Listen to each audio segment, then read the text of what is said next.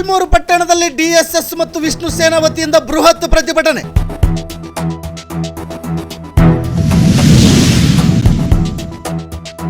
ಮೊಳಕಾಲ್ಮೂರು ತಾಲೂಕಿನ ಹಲವಾರು ಸಮಸ್ಯೆಗಳಿಗೆ ಕ್ರಮ ಕೈಗೊಳ್ಳುವಂತೆ ಆಗ್ರಹ. ಜಿ ನ್ಯೂಸ್ ಪ್ರಧಾನ ಸಂಪಾದಕರಾದ ಜಿ ಶ್ರೀನಿವಾಸ ಮೂರ್ತಿರವರಿಂದ ಆಗ್ರಹ.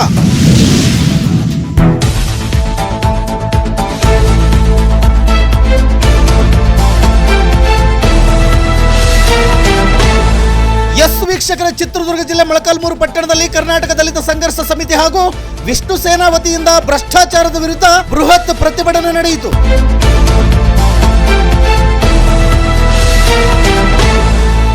ಮೊಳಕಾಲ್ಮೂರು ತಾಲೂಕಿನಲ್ಲಿ ಹಲವಾರು ಸಮಸ್ಯೆಗಳಿದ್ದು ಸಮಸ್ಯೆಗಳಿಗೆ ಜನರು ಬೇಸತ್ತು ಹೋಗಿದ್ದಾರೆ.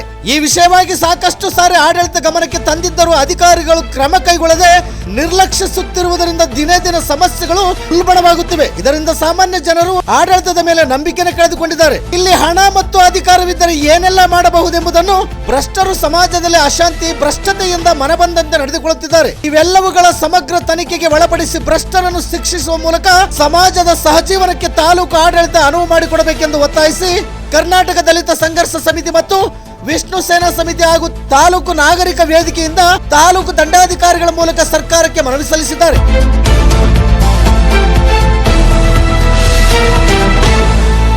ಈ ಸಂದರ್ಭದಲ್ಲಿ ಕಾರ್ಯಕ್ರಮದ ಮುಂದಾಳತ್ವವನ್ನು ವಹಿಸಿಕೊಂಡಿದ್ದ ಜಿ ಶ್ರೀನಿವಾಸ ಮೂರ್ತಿ ಮತ್ತು ಕರ್ನಾಟಕ ದಲಿತ ಸಂಘರ್ಷ ಸಮಿತಿಯ ತಾಲೂಕು ಅಧ್ಯಕ್ಷರಾದ ಓ ಕರಿಬಸಪ್ಪ ಮತ್ತು ಕಾಟನಾಯಕನಹಳ್ಳಿ ಶಿವಣ್ಣ, ಭಟ್ರಳ್ಳಿ ಧನಂಜಯ ಮತ್ತು ಸುತ್ತಮುತ್ತಲಿನ ನೂರಾರು ದಲಿತ ಮುಖಂಡರು, ಮಹಿಳೆಯರು, ಹಲವಾರು ಸಂಘಟನೆಗಳು ಈ ಪ್ರತಿಭಟನೆಯಲ್ಲಿ ಉಪಸ್ಥಿತರಿದ್ದರು.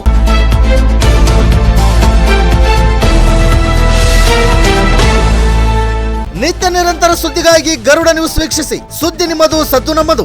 ಚಿತ್ರದುರ್ಗ ಜಿಲ್ಲಾ ವರದಿಗಾರರು ಸೋಮಶೇಖರ ಭಟ್ರಳ್ಳಿ. ಇದು ಗರುಡ ನ್ಯೂಸ್. ನಾನು ಮಲ್ಲೇಶ್ ಕಮತೂರು.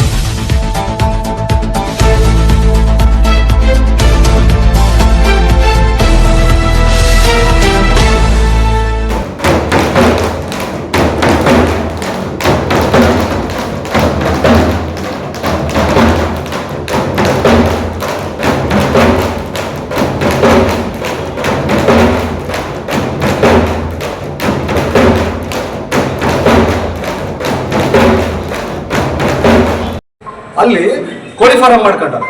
ಮತ್ತೆ ಸೋಲಾರ್ ಹಾಕಿದ ಆ ಜಾಗದಲ್ಲಿ ಸೋಲಾರ್ ಹಾಕಿದರೆ ಶಾಲೆಗೆ ಸಂಬಂಧಪಟ್ಟಂತ ಜಾಗದಲ್ಲಿ ಅದಕ್ಕೆ ಬರುವಂತ ದುಡ್ಡನ್ನ ಯಾರೋ ಒಬ್ಬ ಖಾಸಗಿ ವ್ಯಕ್ತಿ ಅವನು ಅದರ ದುಡ್ಡನ್ನು ಬಳಕೆ ಮಾಡ್ಕೊಳ್ತಾನೆ, ಅವನಿಗೆ ಹೋಗಿ ಸೇರ್ತಾ ಇದೆ.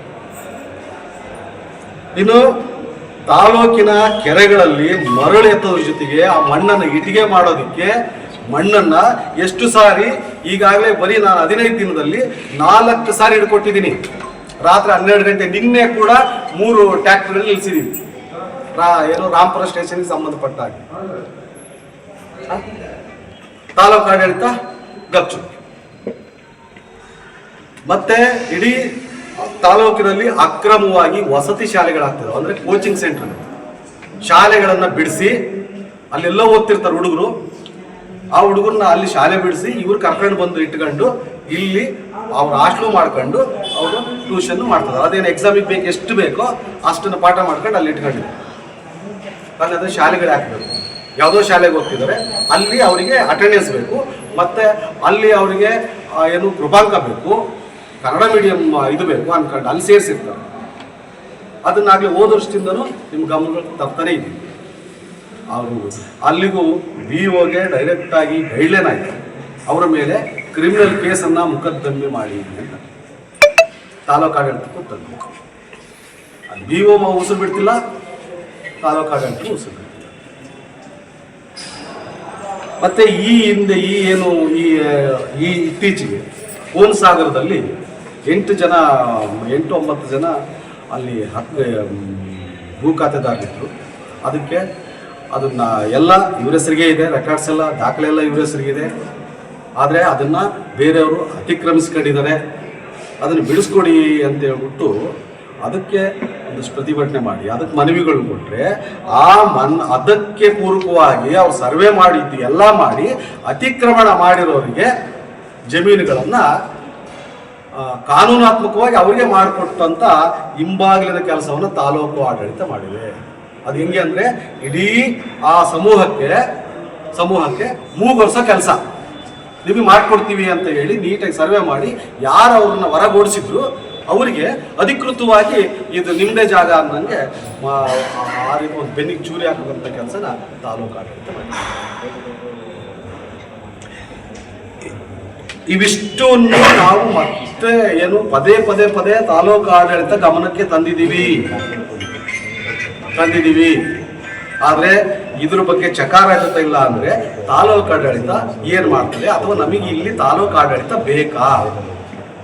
ಬರೀ ಸಂಬಳ ಮಾಡೋದು, ಕ್ಯಾಸ್ಟ್ ಇನ್ಕಮ್ ಮಾಡೋದು, ವಂಶವೃಕ್ಷ ತಕ್ಕೊಡೋದು, ಪಾಡಿ ತಕ್ಕೊಡೋದು ಅಷ್ಟೇ ಕೆಲಸನ, ಸಾರ್ವಜನಿಕರ ಆಸ್ತಿ ಪಾಸ್ತಿಗಳನ್ನು, ಸಾರ್ವಜನಿಕರಿಗಾಗಿರುವಂಥ ಅನ್ಯಾಯಗಳನ್ನು ಸರಿಪಡಿಸೋದು ತಾಲೂಕು ಆಡಳಿತ ಕೆಲಸನ. ಇವತ್ತು ಅಷ್ಟು ಜನ 10, 20, 50 ಕೂಡಿಟ್ಟಂಥ ಜನಗಳು ಹೋಗಿ ಆ ಬ್ಯಾಂಕಲ್ಲಿ, ಕೊಂಡಳ್ಳಿ ಬ್ಯಾಂಕಲ್ಲಿ ಪಿಗ್ಮಿ ಕಟ್ಕೊಂಡ್ರೆ ಕೋಟಿಗಟ್ಟಲೆ ತಿಂದಾಕಿದ್ದಾರೆ ಅಂತಂದಾಗ ಅದನ್ನು ಗಮನಕ್ಕೆ ತಂದಿದ್ದೀವಿ ಅಂದರೆ ಅದು ಹೋಗಿ ಒಂದು ಅಲ್ಲಿ ವಿಸಿಟ್ ಮಾಡೋ ಅಷ್ಟು ಸೌಜನ್ಯ ಇಲ್ಲ ಅಂತಂದರೆ ಇಲ್ಲಿ ನಮಗೊಂದು ತಾಲೂಕು ಕಚೇರಿ ಬೇಕಾ ತಾಲೂಕಿಗೆ, ಅಥವಾ ತಾಲೂಕು ಆಡಳಿತನೇ ಬೇಕಾ ನಮಗೆ? ನಿಮ್ಮ ಸಮಸ್ಯೆ ನೀವು ಬಗೆಹರಿಸ್ಕೊಳ್ಳೋದಾದ್ರೆ ನಾವೇ ಬಗೆಹರಿಸ್ಕೋಬೇಕು ಅಂದ್ರೆ ಆಡಳಿತ ಮಾತಾನೆ ಕೇಳೋದು. ಏನ್ ಮಾಡ್ಬೇಕು?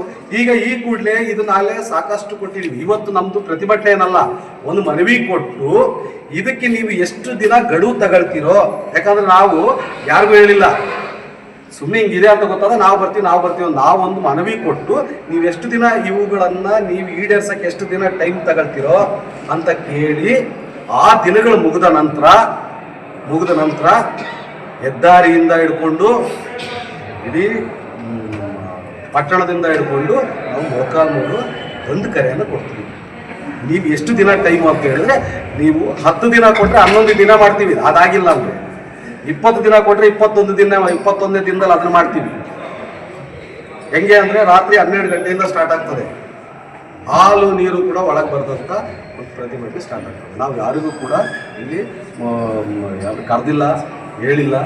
ಹೆಂಗೆ ಅಂದರೆ ಒಂದು ಮನವಿಯನ್ನ ಹಿಂಗಾಗಿದೆಯಲ್ಲ ಹೆಂಗೆ ಅಂತ, ಅದನ್ನ ಹೆಂಗೆ ಅಂದರೆ ಸ್ವಲ್ಪ ಬಾಯಿ ಬಿಡ್ಕೊಂತ ಹೋಗೋಣ ಅಂತಂದ್ರೆ ತಪ್ಪೆ ಬಿಡ್ಕೊಂಡು ನಾವು ಹೊರಟಿದ್ದೆಲ್ಲ ಒಂದು 5-6 ಜನ ಒಬ್ಬರೇ ಬಂದು ಒಳಗೆ ಏನು ಸರ್ ನೋಡಿ ಅಂತ ಹೇಳಿ ಸಾಕಾಗಿತ್ತಲ್ಲ, ಬಾಯಿ ಬಿಡ್ಕೊಂಡು ಬರೋಣ ಅಂತೇಳಿ ತಪ್ಪೆ ಬಿಡ್ಕೊಂಡು ಬಂದ್ವಿ. ಇದಕ್ಕೆ ಈ ಕೂಡಲೇ ನಮಗೆ ನಿಮ್ಮಿಂದ ಇಮಿಡಿಯೇಟ್ ಆಗಿ ಇನ್ನು 2 ದಿನದಲ್ಲಿ ಹಿಂಬರಹ ಬೇಕು, ನೀವೆಷ್ಟು ದಿನ ಅದಕ್ಕೆ ಟೈಮ್ ತಗೊಳ್ತೀವಿ ಅದನ್ನ ಹೇಳಿ ಈ ಕೂಡಲೇ ಇವೆಲ್ಲವಕ್ಕೂ ಖುದ್ದು ತಾಲೂಕು ಆಡಳಿತ ವಿಸಿಟ್ ಮಾಡಬೇಕು. ಇಲ್ಲಿ ನೋಡ್ರಿ, ಆ ಜನಗಳು ಇವತ್ತು ಹೋದ್ರು ಸಿಗ್ತಾರೆ 100 ಜನ. ಇವತ್ತು ಹೋದ್ರೆ ನಮ್ಮ ಇಡೀ ಪಟ್ಟಣದ ಏನು ಕೊಳಗೇರಿ ಅಂತ ಹೇಳ್ಬಿಟ್ಟು ಕೊಳಚೆ ನಿರ್ಮೂಲನಾ ಮಂಡಳಿ ಅಂತ ಇದಲ್ಲ, ಇವತ್ತು ಎಲ್ಲಿ ಅಂತಂದ್ರೆ ಆ ರೋಡ್ ಸೆಟ್ಗಳಲ್ಲಿ ಹೊರಗೆ ಸುಮ್ಮನೆ ಗುಡ್ಲಕ್ಕೊಂಡು ಇದ್ದ ಮನೆಗಳನ್ನ ಕೆಡುಕೊಂಡು ಗುಡ್ಲಕ್ಕೊಂಡು ಬದುಕ್ತಿದ್ದಾರೆ. ಅವರು ಎಲ್ಲರೂ ಕೂಡ SC STಗಳೇ ಆಲ್ಮೋಸ್ಟ್. ಅಂದ್ರೇನು SC STಗಳಂದ್ರೆ, ಅಥವಾ ಇನ್ನೇನು ಇಲ್ಲ ಯಾವುದೇ ಜಾತಿಯವರು ಬಡವರು ಅಂತಂದ್ರೆ ಎಷ್ಟೊಂದು ನೆಗ್ಲೆಕ್ಟಾ? ನನಗೆ ಎಷ್ಟು ನಂಬರ್ ಹಾಕ್ತಾರೆ. ಮತ್ತೆ ಇವೆಲ್ಲವನ್ನು ವಿಸಿಟ್ ಮಾಡದೆ ಇದ್ರೆ ಒಂದು ಹೇಳ್ತೀನಿ, ದಿನಪ್ರತಿ ಒಬ್ಬೊಬ್ಬರಂತೆ ಇಲ್ಲಿ ವಿನೂತನವಾದ ಪ್ರತಿಭಟನೆ ಮಾಡ್ತೀವಿ. ಆ ಪ್ರತಿಭಟನೆ ಏನು ಅನ್ನೋದನ್ನ ನಾನು ಪ್ರಾರಂಭ ಮಾಡ್ತೀನಲ್ಲ ಅವತ್ತು ಆ ಪ್ರತಿಭಟನೆ ಏನು ಅಂತ ಗೊತ್ತಾಗುತ್ತೆ. ಇಲ್ಲಿ ತನಕ ಎಲ್ಲೂ ಕೂಡ ಹೋರಾಟದಲ್ಲಿ ಅಂಥ ನಿರ್ಧಾರವನ್ನ ಯಾರೂ ತಗೊಂಡಿಲ್ಲ, ಯಾರೂ ಮಾಡೋ ಪ್ರಯತ್ನ ಮಾಡಿಲ್ಲ. ಅದನ್ನ ಮಾಡ್ತೀನಿ, ಅದಕ್ಕೆ ನಾವೆಲ್ಲ ರೆಡಿ ಇದ್ವಿ. ಅವತ್ತು ನಮಗೆ 1000 ಜನ ಬೇಕಿಲ್ಲ. ಆ ಒಂದು ಪ್ರತಿಭಟನೆ ಒಂದು ಆಂಗಲ್ ಅನ್ನು ಮಾಡ್ತಾರೆ. ಅದು ಇಡೀ ತಾಲೂಕು ಆಡಳಿತಕ್ಕೆ ರಾಜ್ಯ ಜಿಲ್ಲೆಯಾದ್ಯಂತ ಒಂದು ದೊಡ್ಡ ಅವಮಾನವನ್ನು ಎದುರಿಸಬೇಕಾಗುತ್ತೆ.